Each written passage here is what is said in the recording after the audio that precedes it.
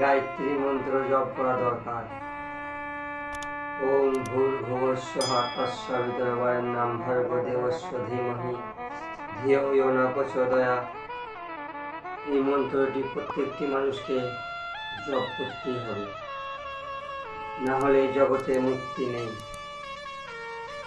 তাই বহু বছর তপস্যা করলেন ওই দ্বৈত অসুর মহিষাস। আর তপস্যায় বর নিলেন যে আমার যেন মৃত্যু না হয়। কিন্তু ভগবান ব্রহ্মা বললেন, দেবতা ছাড়া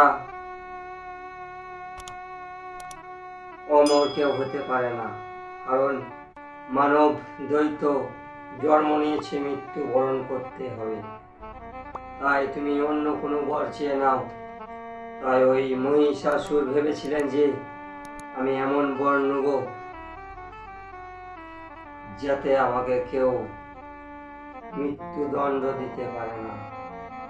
সে মনে মনে চিন্তা করেছিলেন যে মহিলা আমার সঙ্গে যুদ্ধ করতে পারবে না, আমাকে হত্যা করতে পারবে না।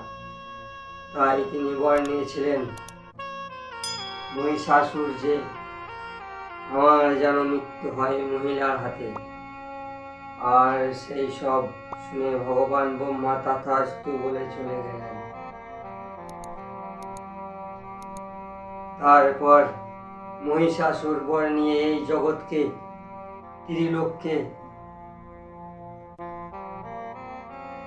অত্যন্ত জ্বালাতে লেগে গেলেন। সর্বপ্রথম ইন্দ্রদেবের আসন জয় করলেন, সমস্ত দেবতাদের আসন জয় করে জয় জয়কার করে এই জগৎকে পীড়িত করতে লাগলেন। আর এই জগৎ পীড়িত হয়ে দেবতাগণ চলে গেলেন ভগবান ব্রহ্মার কাছে। ভগবান ব্রহ্মা বললেন,